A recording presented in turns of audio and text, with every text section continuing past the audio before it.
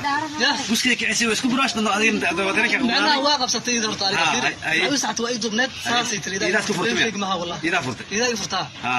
بس كده سوق وتواك عسي كدبنا استعماله يعني ها وقابلده كوتيمد إذا أصحابي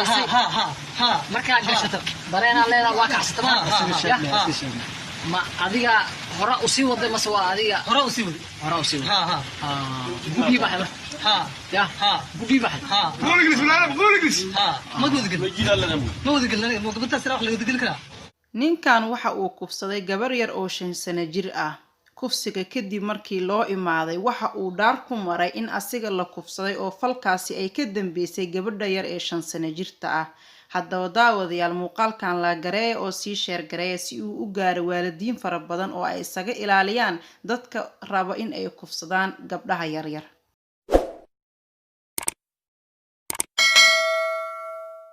السلام عليكم ورحمة الله وبركاته وايدين سلامي walaalaha igu qaaliga ah meel walba dunida ka joogtaan ku soo dhawaada channelkayga halkaad igala socotaan waa Fahiimo Show soo dhow ayaan ku leeyahay muuqaalka halkaan idinkaga muuqdo waa nin dhalinyaro ah oo kufsaday gabar yar oo 5 sano jir ah ninkan marka uu kufsiga geystay kadib waxa uu imaaday hooyadeed gabadha kufsiga loo geysto hooyadeed iyo qaar kale oo markaas dadkii meesha ka dhawaa ah xitaa waxa la xaqiijiyay in uu gabadha hooyadeeda uu feeray kadib markii ay ugu imaado falkan foosho xun asiga oo geysanaya gabadha markii uu kufsaday kadib ayuu wuxuu rabaa in uu qiil isku raadiyo waxa uu ku dhaaranayaa in asiga la kufsaday oo gabadha ay u timid asiga oo qaawan bal muuqaalka aan wada dhageysano كيفي يقول كدبني كدب ما بينه إذا يصير شمال ما يلحق واجب أنا إذا إيش إذا باش والله ورد أنا حتى اللي يعمل إلى أنا واحد إذا اجتماع ليش يجي معنا صحيح يا أنا سمعت ورد أنا ما كنت يسمع الله وافضل ده مقصد ده حكم بدي أنا وافضل ده إذا سمعت إذا حقوق عقيل لا حقوق ده إذا تمد إذا سير إذا كحست إذا اجتماع إذا كسامس ninkan weyn ee intaasi la eg waxa uu rabaa maadaama falkaasi asiga oo sameynaya loogu imaado in uu bulshada ka dhaadhiciyo gabadha yar ee 5 sano jirta in ayada ay ninka kufsatay oo ay dharka ka siibtay una timiday asiga oo qaawan hadalkiisa isdhaafka waxa ka mid ah in uu ninka been sheegayeen ay iska cadahay mar waxa uu leeyahay gabadha aniga oo qaawan ayay ii timid marka kalena waxa uu leeyahay ayada ayaa macwiista iga furtay taasna waxa ay noqonaysaa laba eray oo isdhaaf ah oo hadalka uu sheegay in uusan ka run sheegin halkaas ayay ka cadahay adoo qaawan ee timid aday ku kicisay markay ku gashatay adina waa shaqada waa bilaabmaano أنا هو بردوها يا مقص أي هذا الجيت كان صار هذه والله وده صح هذه إلى مروسة وقابلده كوتيمد إذا أصحابي مركز جشته برينا لنا واقع ستما ما أديك هراء أصيب وده مسوا أديك هراء أصيب بوبي بحر يا بوبي بحر قول اجلس بالعرب قول اجلس ما قلت لنا ما قلت سراح لو قلت لك لا قصتي أفكار بس يسوسك القف على هذا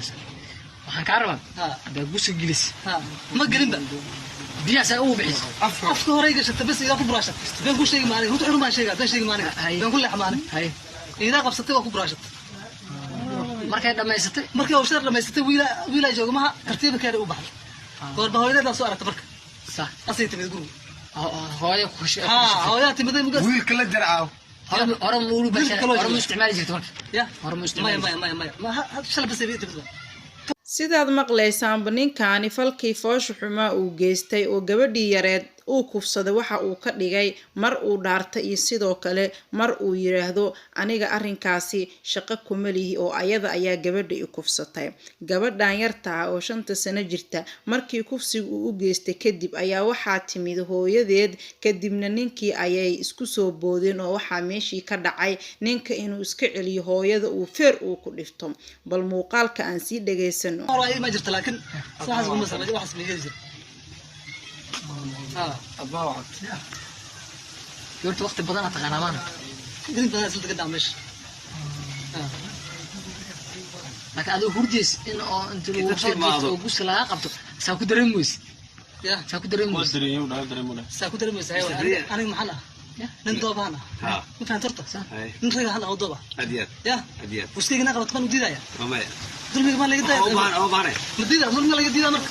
ila dulmiga ma yaho qof qabatay uskayga adiga dooba oo aan ma qaban ma u diiday adiga دريك هاكا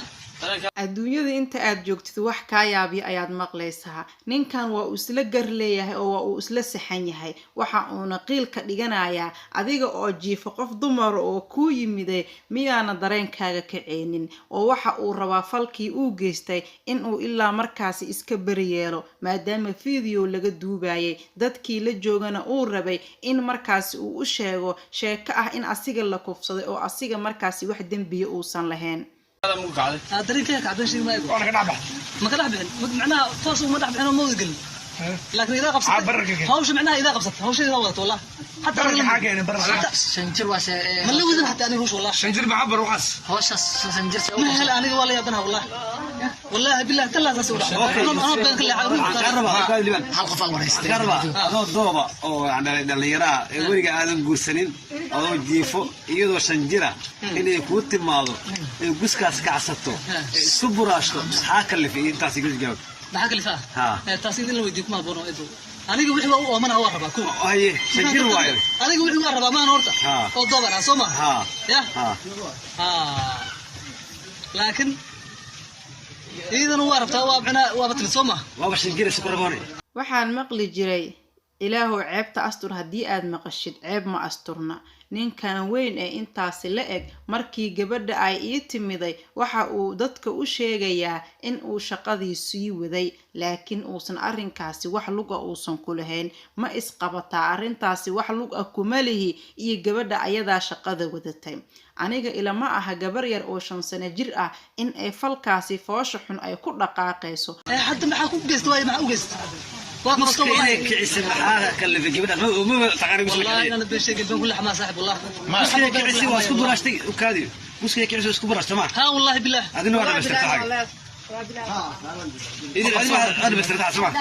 مسكين كعس واسكو براش هذه ودرك أنا واقف ستي إذا طارق كثير وسعت وإيد بنت ساسي تريد إذا تفرت معها والله إذا يفرتها مسكين سوق وتواك عس كدنا استعماله يعني ها إذا قاعد تسمع كثير كذا بعض إذن أوين أو شيء مطالع سبعة أوكي كده بس سمع هذه بس كده بس سمع يبدو بس سمع كده هذه تعود شو مدري بعرف أبرتو فيرتي أوكي عقربة وكان دي شوات عم تيجي محاكي أنا جبت هنا يرسو hooyada dhashay gabadhaani oo goobta ninka lagu wareysanayo taagneeda ayaa dhowr mar uu ninka ku soo celceliyay oo dhaartay inuusan arrinkaasi lug ku lahayn ku tiri dhaar cidna kaama aqbalayso xaqiiqada runtii iyo wixii jiro ilaahay subxaanahu wa tacaala ayaa og dad badan marka ay maqlaan muuqaalkaani waxa ay dusha ka saarayaan eedda oo idil ninkan oo la leeyahay gabadha waa uu kufsaday sidaas iyo muuqaalka xiga asxaabe waxaa idinkaga tegayaa nabadgelyo oo fiidiyowga la gareeya